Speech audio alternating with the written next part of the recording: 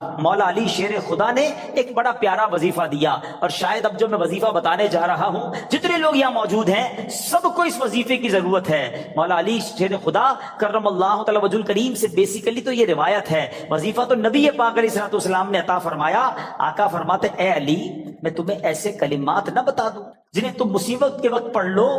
عرض کیا حضور ضرور، ارشاد فرمائے میری جان آپ پر قربان، تمام اچھائیاں ہم نے آپ ہی سے تو سیکھی ہیں۔ پیارے آقا علیہ الصلوۃ والسلام نے فرمایا جب تم کسی مشکل میں پھنس جاؤ اس طرح پڑھو، بسم اللہ الرحمن الرحیم ولا حول ولا قوت الا باللہ العلی العظیم، بس اللہ پاک اس کی برکت سے جن بلاؤں کو چاہے گا دور فرما دے گا۔ اچھا اس وظیفے کو میں نے بھی کئی بار ٹرائی کیا ہے۔ میں نے الحمدللہ پہلے امیر اہل سنت کو دیکھا، مثال کے طور پہ آپ کہیں پھنس گئے، آپ کا ٹریفک میں گاڑی پھنس گئی ہے، گاڑی خراب ہو گئی ہے، فلائٹ کا ٹائم ہو گیا ہے، ٹرین کا ٹائم ہو گیا ہے، اور آپ کو لگتا ہے آپ نہیں پہنچ سکیں گے، یا کسی بھی مشکل میں آپ پھنس گئے ہیں، آپ بسم اللہ الرحمن الرحیم ولا حول ولا قوت الا باللہ العلی العظیم، پھر آپ دیکھیں مشکلیں کیسے آسان ہوتی ہے۔ اب مثال کے طور پہ کوئی چیز گم ہو جائے، قرضہ آ جائے، کاروبار میں کوئی نقصان ہونے لگے، کوئی چیز میں گڑبڑ ہو جائے، کسی بھی پریشانی میں ہیں، آپ یہ وظیفہ یاد کر لو، ذرا مل کے دوہرا لو،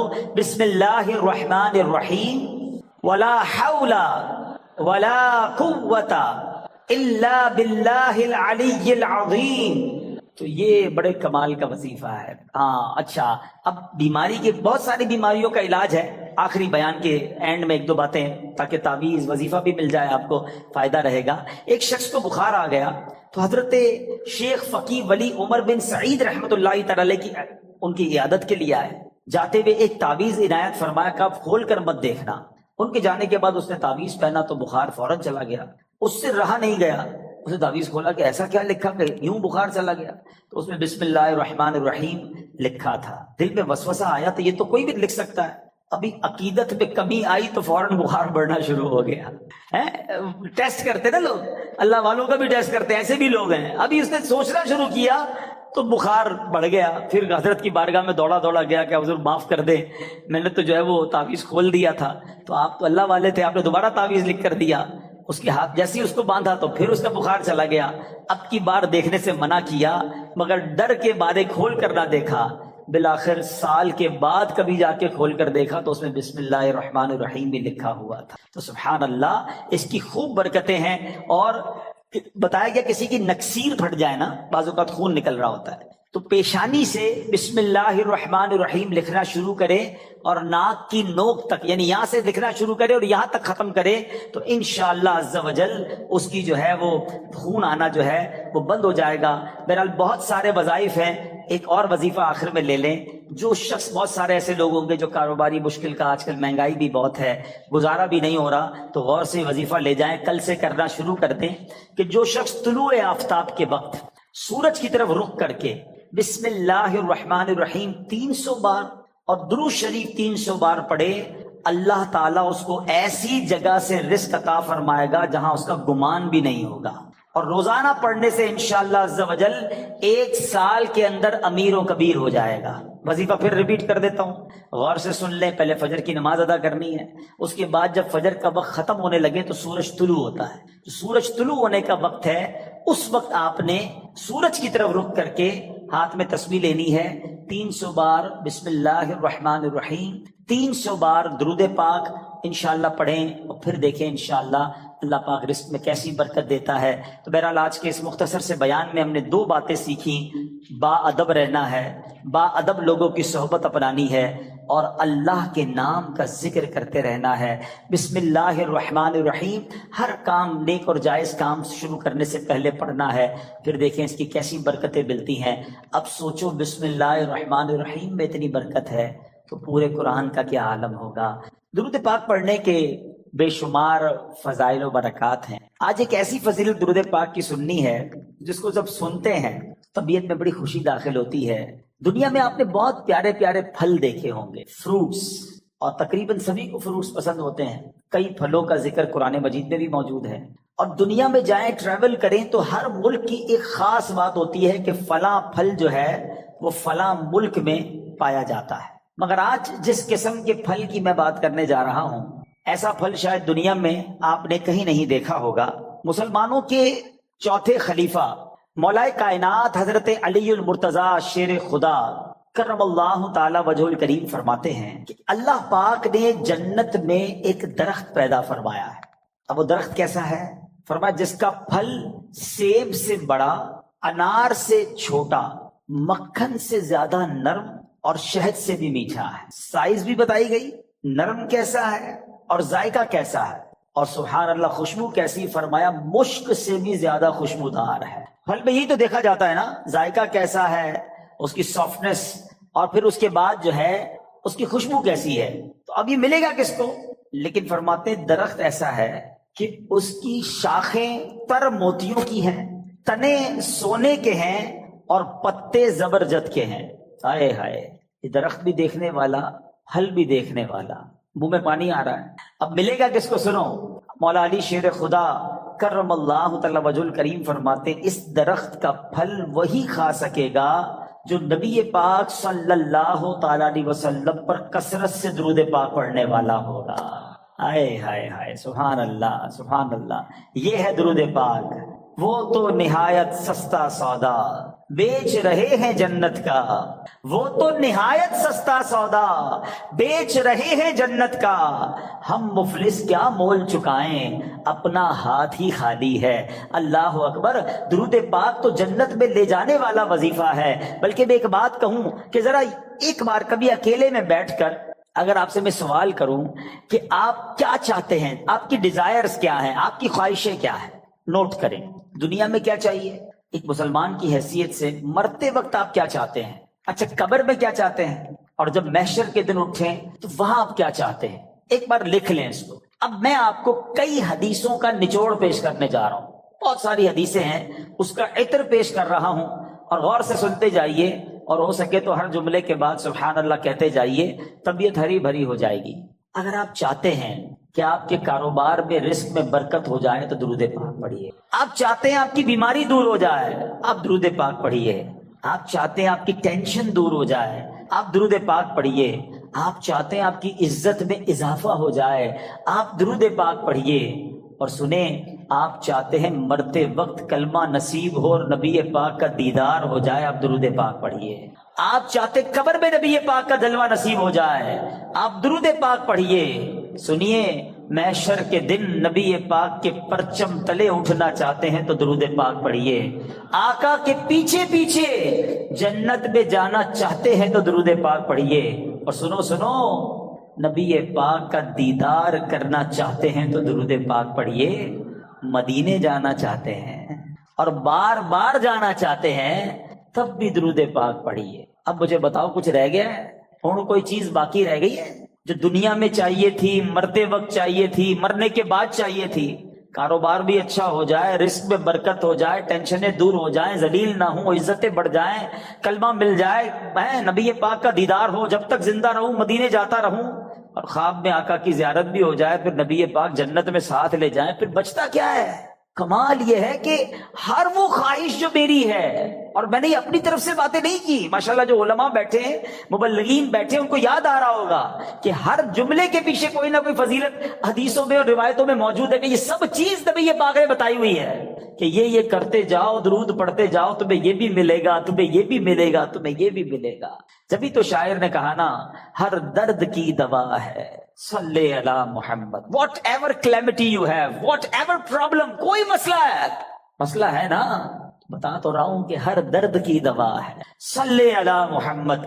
تعویذ ہر بلا ہے صلی علی محمد صلی اللہ علیہ وسلم. یعنی ہوا یہ، اس کا نچوڑ یہ، نتیجہ یہ نکلا کہ اگر ہم درود پاک پڑھنے والے بن جائیں اور کثرت سے پڑھنے والے بن جائیں تو پھر مشکل نہیں رہنی ہے انشاءاللہ. تو آئیے میں بھی نیت کروں اور آپ بھی نیت کریں. بعض اوقات آپ دکان پہ بیٹھے ہوتے ہیں، کاروبار پہ بیٹھے ہوتے ہیں، کوئی کام نہیں ہوتا. ہمارا پرابلم ہم یہ ہو گیا ہے، جب کوئی کام نہیں ہے تو ہمارے ہاتھ میں موبائل آ جاتا ہے، اور وہ موبائل اتنا بیزی کر دیتا ہے کہ پتہ ہی نہیں چلتا کہ آدھا گھنٹہ نکل گیا، گھنٹہ نکل گیا، 2 گھنٹے نکل گئے. اللہ کرے یہ مائنڈ سیٹ بن جائے کہ یہ وقت بہت قیمتی ہے. اگر فارغ بیٹھا ہوں دکان پہ تو میری تسبیح بار آنی چاہیے, موبائل کی جگہ تسبیح بار آنی چاہیے کہ چلو یار 313 بار درود پاک پڑھ لیتا ہوں, 100 بار کلمہ پاک پڑھ لیتا ہوں. اچھا موبائل اٹھانا ہی ہے تو یار کوئی کام نہیں تو 10 منٹ میں 12 منٹ میں سورہ یاسین نہ پڑھ, ایک سورہ یاسین پڑھوں گا 10 قرآن کا ثواب مل جائے گا. اب سوچیں کاروباری ہو نا تو بنو نا کاروباری کہ تھوڑی تھوڑی دیر میں کیا کیا کما سکتا ہوں, کتنی فضیلتیں کما سکتا ہوں. تو اللہ کرے اپنے وقت کا صحیح استعمال کرنے والے ہم بن جائیں اور میری اور آپ کی زبان ذکر و درود سے تر رہنے لگے. اچھا اس کا بینیفٹ یہ بھی ہوگا, آخرت میں تو اجر ملے گا, اللہ کی رحمت سے کاروبار پر بھی برکتیں نازل ہونا شروع ہو جائیں گی. واقعہ ہے ایک شرابی کا, اور اس شرابی کی زندگی میں ایک ایسا ٹرننگ پوائنٹ آیا جس نے اس کی زندگی کو بدل کر رکھ دی, کہاں پہنچا دیا. بہت امیزنگ اسٹوری ہے. ماجرا یہ تھا کہ وہ شرابی شراب کے نشے میں دھت کہیں جا رہا تھا, راستے میں ایک کاغذ پر نظر پڑی. ماشاءاللہ یہاں قرآن پڑھنے والے پڑھانے والے, اپنی دکانوں پر بھی ماشاءاللہ مدرسہ لگانے والے موجود ہیں.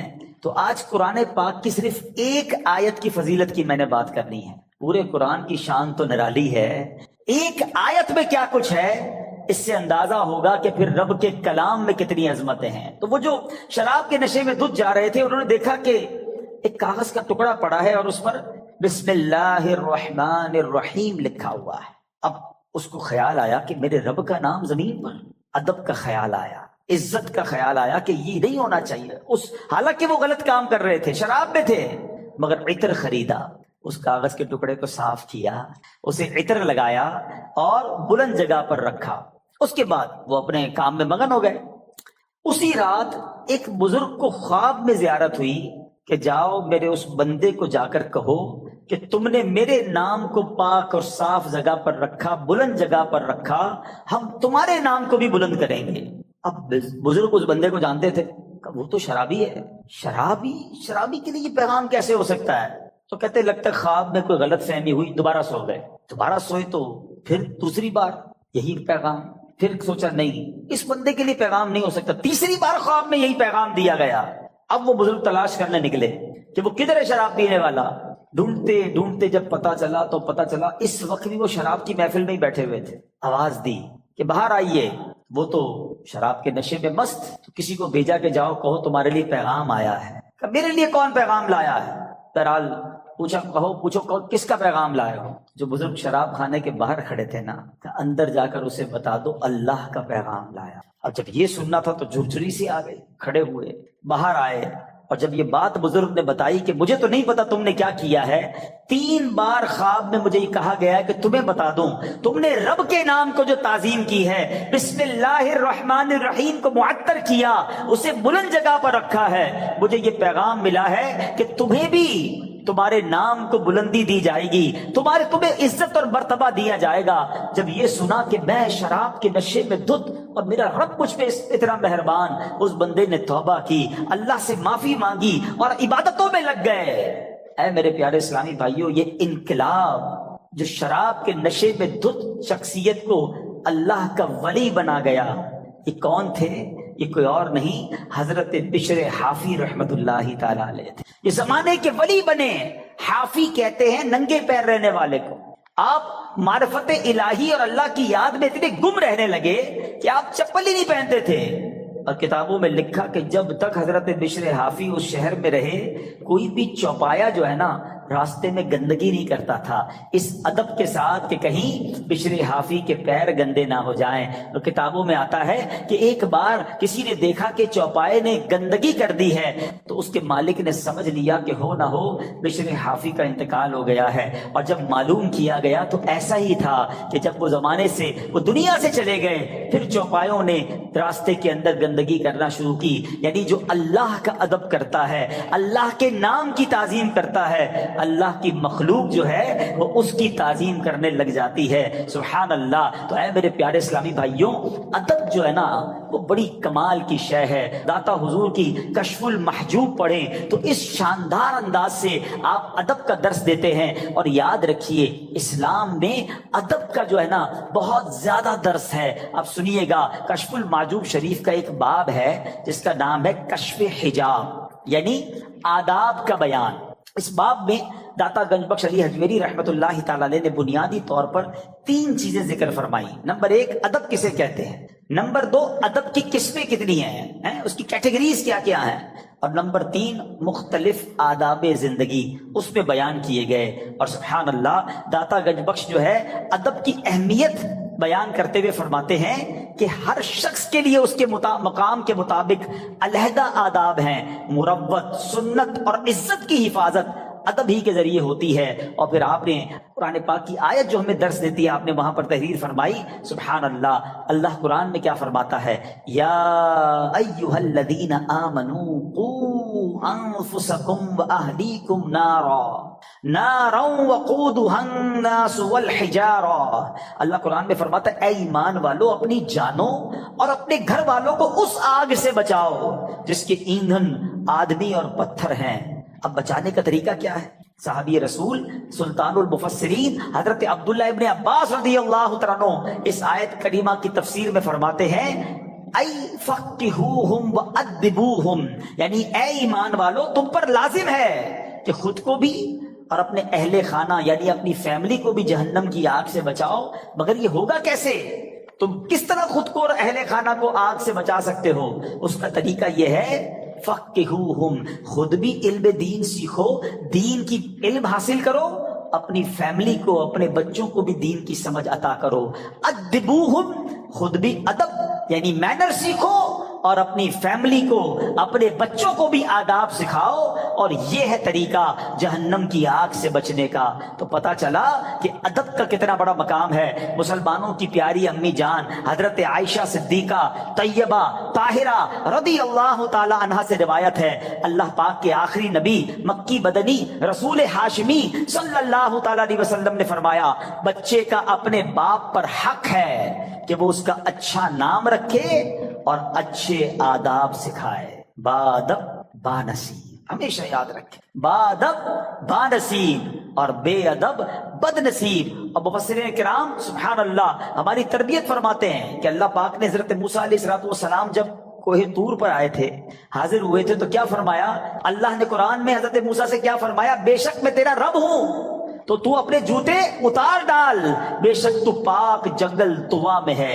اس کی تفسیر میں مفسرین نے لکھا کہ اللہ پاک نے جو حضرت موسیٰ علیہ السلام کو جوتے اتارنے کا حکم دیا، اس کی وجہ یہ تھی کہ بادشاہوں کے دربار میں جوتے اتار کر حاضر ہونا یہ ادب کا انداز ہے، اور خدا تو احکم الحاکمین ہے. تو حضرت موسیٰ اللہ کی بارگاہ میں وادی طوا میں جا رہے ہیں، لہذا حکم ہوا کہ اے موسیٰ اپنے رب کریم اور اس بابرکت وادی کے ادب میں نالین شریف اتار دیجئے. تو پتہ چلا ادب کا درس اللہ کریم کی طرف سے قرآن پاک میں جا بجا موجود ہے. حضرت بشر حافی کو مقام کیسے مل گیا؟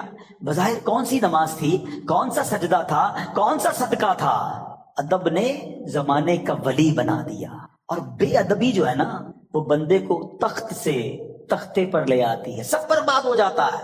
ابلیس شیطان عبادت گزار تھا نا، معلم الملکوت تھا، فرشتوں کا استاد تھا، جنت کا خزانچی تھا.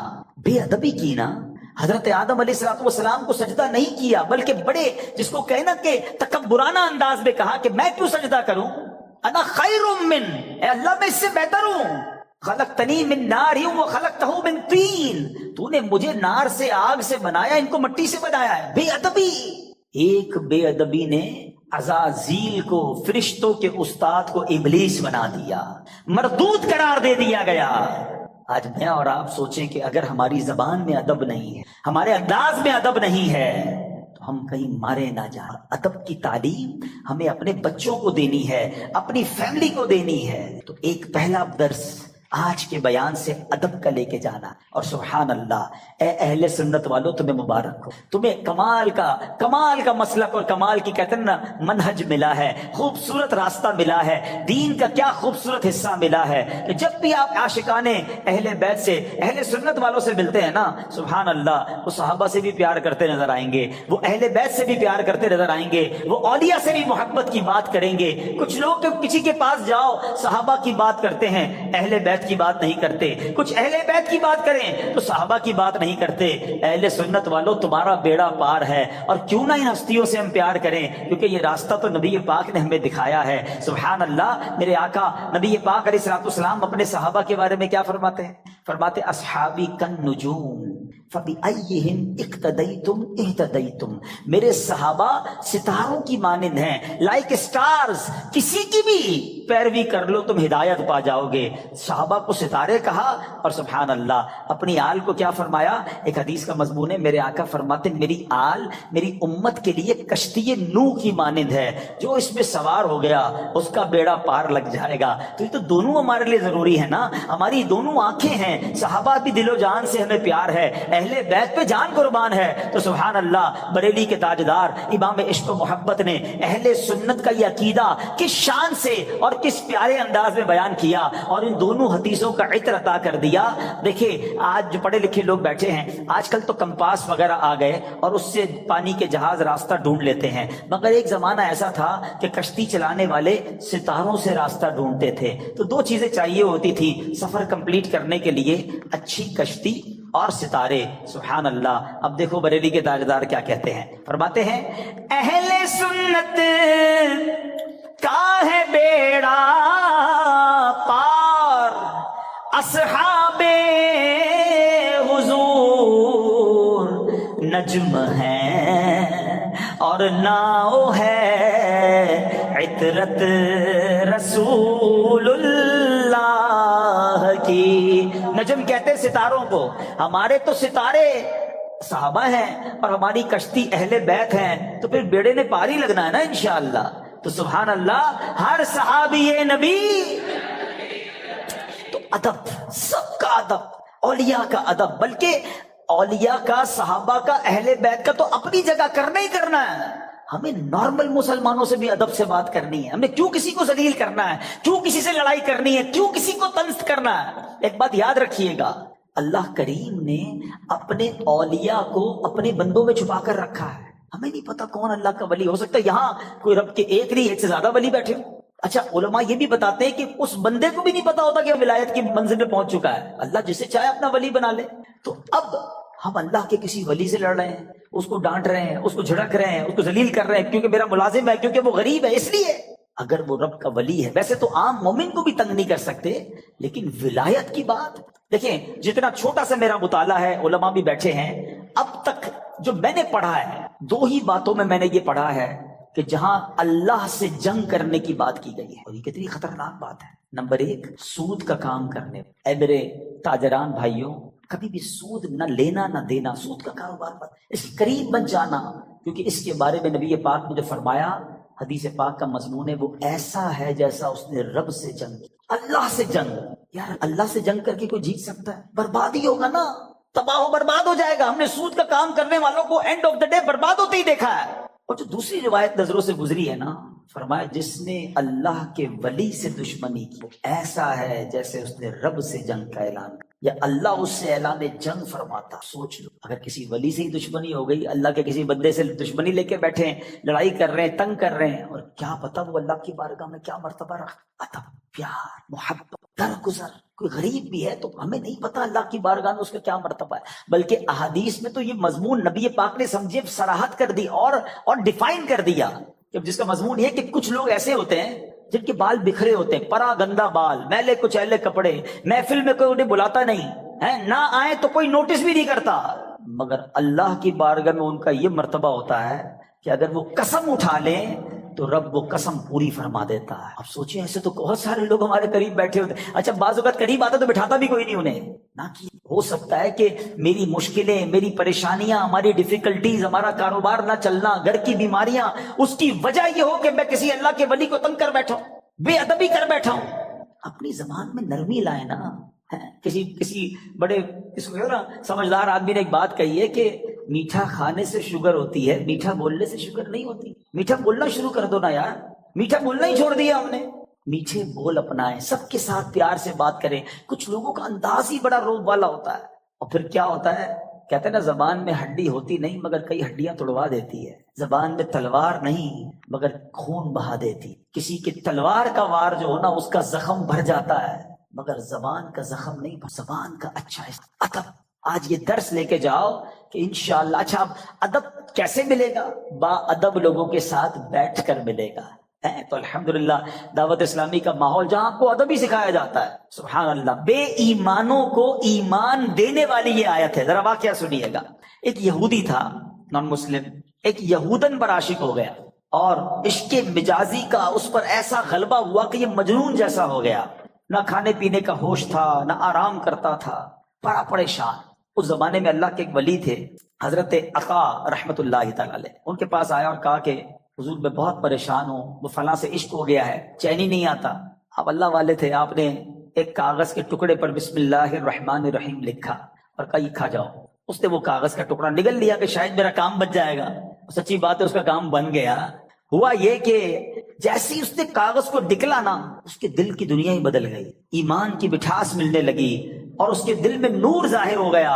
عورت کے عشق کو چھوڑا اور کہتا حضور بس اب مجھے کچھ اور نہیں چاہیے، جس رب کا نام اندر گیا ہے اب کلمہ پڑھائیے، مجھے مسلمان کر دیجیے. صرف بسم اللہ الرحمن الرحیم کاغذ پہ لکھا ہوا پیٹ میں جاتا ہے. اب اس یہودن کو پتہ چل گیا کہ میرا عاشق تو مسلمان ہو گیا ہے. وہ بھی حضرت کی بارگاہ میں آئی اور کہا کہ میں ہی وہ عورت ہوں کہ جس کے عشق میں وہ مبتلا تھا، وہ مسلمان ہو گیا ہے.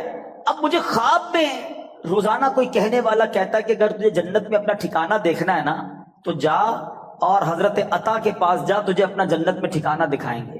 تو حضرت میں آپ کے پاس آئی ہوں، بتائیے جنت کہاں ہے؟ حضرت عطا نے کہا کہ جنت کا ارادہ ہے تو پہلے تجھے اس کا دروازہ کھولنا پڑے گا نا. جنت میں جانا ہے تو ڈور اوپن کر. تو وہ کہتی جنت کا دروازہ میں کیسے کھول؟ فرمایا بسم اللہ الرحمن الرحیم پڑھ. آپ نے فرمایا جنت کا دروازہ کھولنا ہے نا، بسم اللہ الرحمن الرحیم پڑھ. جیسے ہی اس نے بسم اللہ الرحمن الرحیم پڑھا دل میں نور بڑھنے لگ گیا. کہتی حضور بس اب مجھے اسلام میں داخل کیجئے. اس نے کلمہ پڑھا اور بسم اللہ شریف کی برکت سے وہ بھی مسلمان ہو گئی. اسی رات جب وہ نو مسلم خاتون جو ہے رات کو سوئی تو خواب میں جنت میں داخل ہوئی. خوبصورت محل دیکھا، گنبد دیکھے. ایک گنبد پر لکھا تھا بسم اللہ الرحمن الرحیم لا الہ الا اللہ محمد الرسول اللہ. عورت نے یہ الفاظ پڑھے تو کسی پکارنے والے نے کہا اے پڑھنے والی، اللہ پاک نے یہ سب تجھے عطا فرما دیا ہے. ہائے ہائے ہائے، بسم اللہ کی برکت ہے، ہم نے پائی جنت ہے، کتنی اچھی قسمت ہے، یہ سب رب کی رحمت ہے. تو بسم اللہ الرحمن الرحیم کی تو کیا ہی بات ہے. پیارے اسلامی بھائیوں، ایک پوری آیت یہ یاد رہے، شاید بہت سارے لوگوں کو پتہ نہیں ہوتا کہ دو سورتوں کے درمیان فاصلے کے لیے بسم اللہ الرحمن الرحیم کو اتارا گیا. اور یہ آیت قرآن پاک میں ایک جگہ قرآن کا حصہ بھی ہے، پارہ 19 سورہ نمل، اور یہ آیت کا حصہ ہے. اور اس کے معنی کیا ہے؟ اللہ کے نام سے ہے جو نہایت مہربان رحم والا. اچھا، اس کی فضائل کیسے کہ صحابی رسول حضرت جابر بن عبداللہ رضی اللہ تعالیٰ عنہ فرماتے ہیں کہ جب بسم اللہ شریف نازل ہوئی نا تو بادل مشرق کی طرف دوڑے، بادل مشرق کی سمت دوڑے، ہوائیں رک گئیں، سمندر کو جوش آ گیا، چوپایوں نے غور سے سننے کے لیے اپنے کان لگا دیے اور شیطانوں کو آسمان سے پتھر مارے گئے. اور اللہ پاک نے فرمایا مجھے میری عزت و جلال کی قسم، جس چیز پر بسم اللہ الرحمن الرحیم پڑھی گئی میں اس میں برکت دوں گا. کاروباری لوگ بیٹھے، برکت چاہیے نا، کاروبار میں، رزق میں، معاملات میں بسم اللہ کو تھام لو. سبحان اللہ. آپ کو اندازہ ہے کہ بسم اللہ الرحمن الرحیم میں جامعیت کتنی ہے؟ سنتے جائیے. اللہ پاک نے بعض انبیاء کرام پر مختلف کتابیں اور صحائف نازل فرمائے جن کی تعداد 104 ہے. ٹھیک ہے، ان میں سے 60 صحیفے حضرت شعیب علیہ السلام پر، 30 صحیفے حضرت ابراہیم علیہ السلام پر، 10 حضرت موسیٰ علیہ السلام پر تورات شریف اترنے سے پہلے نازل ہو گئے تھے. پھر 4 بڑی کتابیں ہیں، تورات شریف، زبور شریف، انجیل مقدس اور قرآن مجید. ٹھیک ہے. اچھا، ان تمام صحیفوں کے مضامین قرآن پاک میں ہیں. قرآن پاک کے سارے مضمون سورہ فاتحہ میں ہے اور سورہ فاتحہ کا سارا مضمون بسم اللہ الرحمن الرحیم میں ہے. اور سنو، بسم اللہ الرحمن الرحیم کا سارا مضمون بسم اللہ کے حرف با میں موجود ہے اور اس کے معنی کیا ہے؟ بی کان ما کان و بی یکون ما یکون، یعنی جو کچھ بھی ہے مجھ یعنی اللہ پاک ہی سے ہے، اور جو کچھ ہوگا مجھ یعنی اللہ پاک سے ہی ہوگا۔ اللہ اکبر۔ یہ کمال ہے بسم اللہ الرحمن الرحیم کا کہ تمام صحیفوں اور قرآن مجید کا نچوڑ اس کے اندر موجود ہے۔ اور سبحان اللہ، بسم اللہ کے فضائل کتنے! امام فخر الدین رازی رحمۃ اللہ تعالی فرماتے ہیں بسم اللہ الرحمن الرحیم کے 19 حروف ہیں، ٹھیک ہے، اور دوزخ پر عذاب دینے والے فرشتے بھی 19 ہیں۔ تو آپ فرماتے ہیں کہ امید ہے ایک ایک حرف کی برکت سے ایک ایک فرشتے کا عذاب دور ہو جائے گا۔ بسم اللہ پڑھتے رہا کرو۔ اچھا، آپ فرماتے ہیں دن میں کتنے گھنٹے؟ دن رات میں 24 گھنٹے ہیں۔ فرماتے 5 گھنٹے 5 نمازوں میں گھیر لیے، 19 گھنٹوں کے لیے بسم اللہ الرحمن الرحیم کے 19 حروف عطا فرمائے۔ پس جو خوش نصیب بسم اللہ الرحمن الرحیم کا ورد کرتا رہے اور نماز 5 وقت پڑھتا رہے، اس کا ہر گھنٹہ عبادت میں کاؤنٹ ہوتا رہے گا۔ تو یہ کمال کا وظیفہ ہے۔ نارملی ہماری توجہ اس طرف نہیں جاتی ہے۔ اچھا، بعض اوقات ہم لوگ کہتے ہیں ہمارے کام ادھورے رہ جاتے ہیں، کام شروع کرتے ہیں، ڈیل بنتے بنتے رہ جاتی ہے، کام ادھورا رہ جاتا ہے، پوری نہیں ہو پاتی ہماری بات۔ سنیے، اللہ پاک کے پیارے اور آخری نبی صلی اللہ تعالی علیہ وسلم نے فرمایا جو بھی اہم کام بسم اللہ سے شروع نہیں کیا جاتا وہ ادھورا رہ جاتا ہے۔ غور فرمائیے کیسی محرومی ہے، اگر اچھے اور اہم کام سے پہلے بسم اللہ نہ پڑھی جائے تو کام ادھورے رہ جاتے ہیں، اس میں برکت نہیں ہوتی۔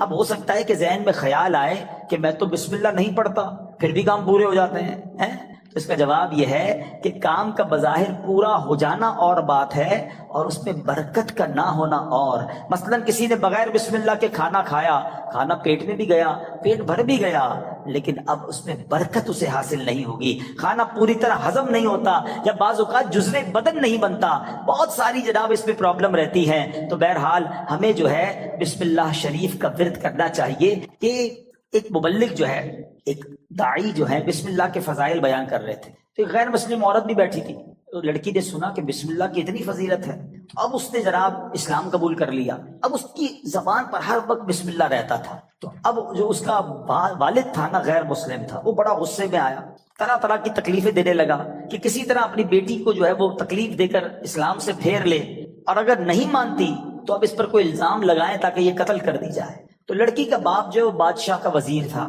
ایک دن اس نے شاہی مہر والی انگوٹھی اپنی بیٹی کو رکھنے کے لیے دی۔ بیٹی نے انگوٹھی لی اور بسم اللہ الرحمن الرحیم کہہ کر انگوٹھی پہلے وصول کی، بسم اللہ الرحمن الرحیم پڑھ کر، اور اس کے بعد اس نے بسم اللہ الرحمن الرحیم پڑھ کر جیب میں ڈال دی۔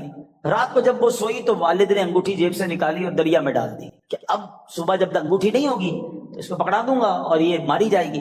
تو اب جیسے ہی وہ انگوٹھی دریا میں ڈالی، اللہ کا کرنا ایسا ہوا کسی مچھلی نے وہ انگوٹھی کو نگل لیا۔ صبح کو ایک شکاری نے جال ڈالا، اتفاق سے وہی مچھلی جال میں آ گئی، اس نے لا کر وہی مچھیرے نے اسی وزیر کو وہ مچھلی لا کے تحفے میں دی۔ وہ وزیر جو ہے اپنی بیٹی کو مچھلی دیتا ہے کہ بیٹی اس کو پکاؤ، تو بیٹی نے بسم اللہ الرحمن الرحیم پڑھ کر جو ہے وہ مچھلی کو کھولا، اس کو چاک کیا، اندر وہی انگوٹھی موجود، پھر بسم اللہ پڑھی اور انگوٹھی اپنے پاس رکھ لی۔ والد صاحب نے ناشتے کے بعد کہا بیٹی وہ انگوٹھی کدھر ہے؟ بسم اللہ پڑھ کر وہ انگوٹھی واپس کر دی کہ یہ انگوٹھی واپس آ گئی۔ اللہ اکبر۔ اب باپ حیران کہ یہ کیسے ہوا؟ تو اس نے کہا میں نے تو کوئی بھی کام جو بھی کیا اللہ کے نام سے شروع کرتی گئی، رب نے مشکل سے نکال دی۔ ہمارا پرابلم یہی ہے، ہم بہت ساری فضول باتیں کرتے ہیں، اللہ کا ذکر نہیں کرتے، اللہ کا نام نہیں لیتے۔ اپنے ہر جائز کام سے پہلے بس عادت بنا لو بسم اللہ الرحمن الرحیم، بسم اللہ الرحمن الرحیم، پھر آپ اس کی انشاءاللہ برکتیں دیکھیں گے۔ سبحان اللہ۔ یہ جو کھانا کھاتے ہیں نا، اس کے بارے میں آتا ہے کہ کھانے سے پہلے پیارے آقا علیہ الصلوۃ والسلام فرماتے ہیں کہ جس کھانے پر بسم اللہ نہ پڑھی جائے وہ کھانا شیطان کے لیے حلال ہو جاتا ہے۔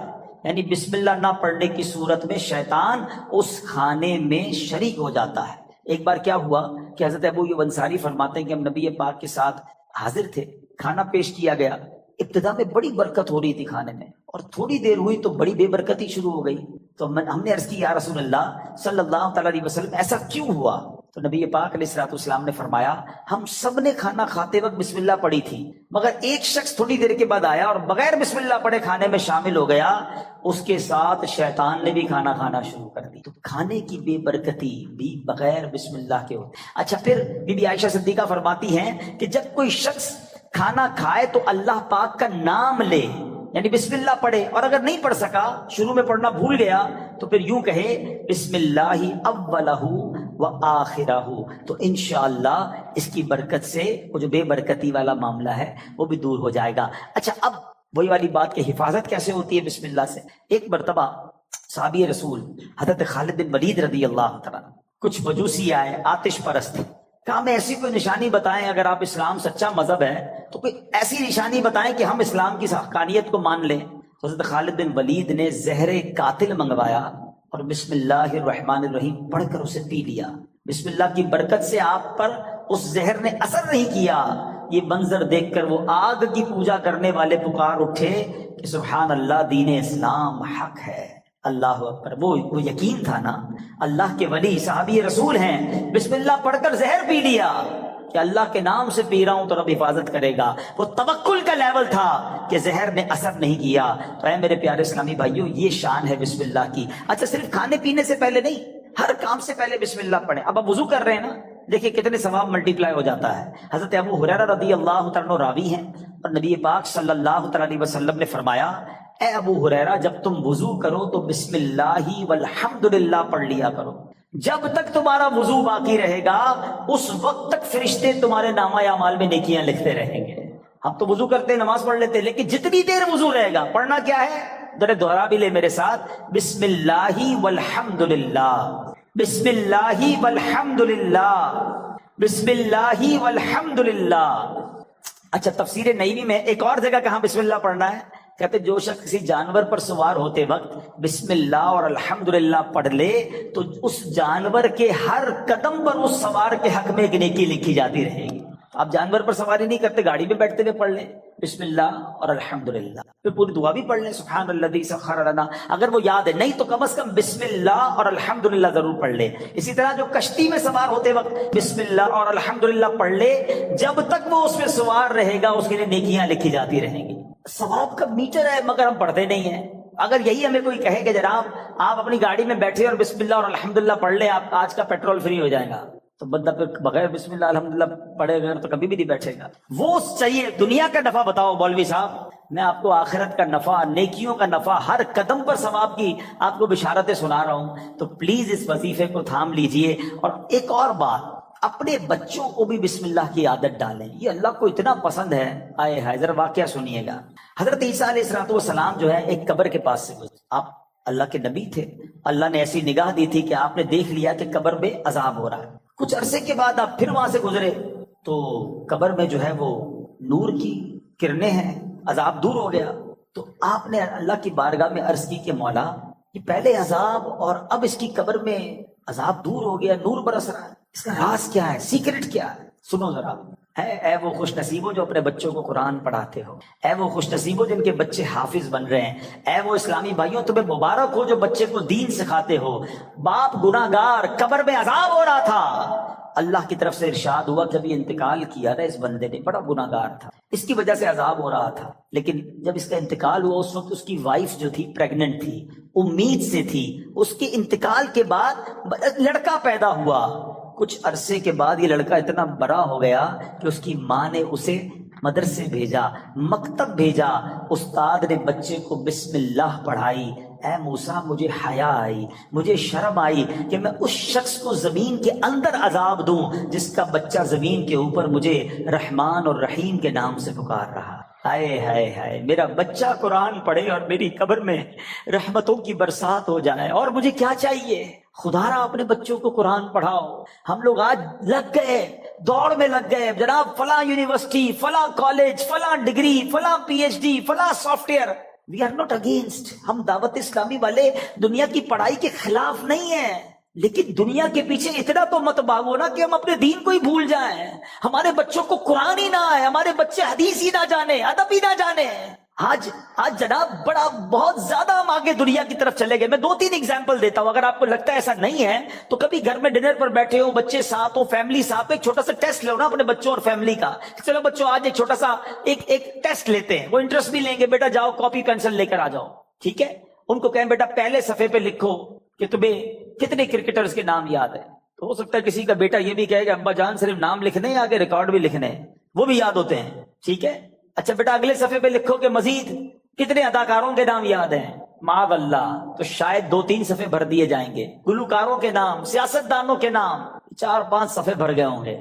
اب پوچھنا بتاؤ کتنے نبیوں کے نام یاد ہیں، کتنے صحابہ کے نام اگلے صفحے پہ لکھو.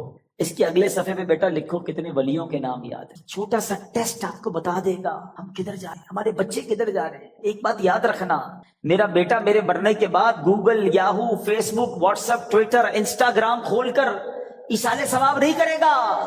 اگر اسے قرآن پڑھنا آتا ہوگا تو وہ مجھے ایصال ثواب کرے گا. اپنے بچے کو قرآن سے، قرآن کی تعلیم دیجیے. اور پھر سبحان اللہ، کچھ لوگ کیا کرتے ہیں، اپنے بچوں کو دین سے دور کرتے ہیں، اور تھوڑے دنوں بعد جب بچہ جوان ہوتا ہے تو سر پکڑ کے رو رہے ہوتے ہیں کہ بچہ میرا ادب نہیں کر رہا، بچہ جناب بڑا عجیب عجیب باتیں کرنے لگ گیا. ہمارے پاس آتے لوگ، ہم پتہ غلطی کرتے ہیں. واللہ آپ اپنے بچے کو دین کے حوالے کر دو، جب وہ دین پڑھے گا تو دین اس بچے کو آپ کے حوالے کر دے گا.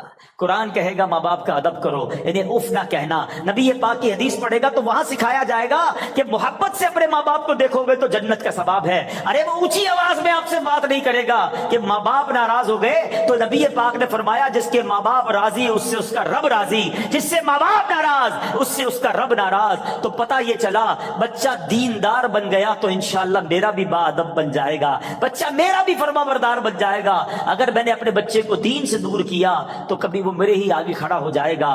دنیا میں ایک دستور سا بن گیا ہے، سب کے لیے نہیں کہتا مگر میجورٹی ایسا دیکھا گیا کہ جب بچہ دنیا میں ترقی کرتا ہے نا تو ماں باپ کو ڈر لگتا ہے کہ کہیں بچے کو برا نہ لگ جائے. بڑا افسر ہے، بڑا جناب نام والا ہے، بڑی ڈگری والا ہے، سب کے لیے نہیں کہہ رہا ہے. ماں باپ ڈرتے ہوئے بات کرتے کہ جناب برا نہ لگ جائے. اور جب بچہ دین میں بڑا ہو جاتا ہے نا، عالم بن جائے، مفتی بن جائے، تو اب اس عالم اور اس مفتی کو ڈر لگتا ہے کہ کہیں میرے ماں باپ ناراض نہ ہو. یہ فرق سمجھو. تو اپنے بچے کو قرآن پڑھائیے، دین سکھائیے. یہ بچہ آپ کا نیک بن گیا نا، خدا نہ خواستہ اگر میرے گناہوں کی سبب اگر کوئی گڑبڑ قبر میں ہو بھی گئی نا تو نیک اولاد کی دعا، نیک اولاد کا عمل جو ہے وہ انشاءاللہ مغفرت کا ذریعہ بن جائے گا. تو اپنی اولاد کو اپنے لیے ہمیں صدقہ جاریہ بنانا ہے. سبحان اللہ.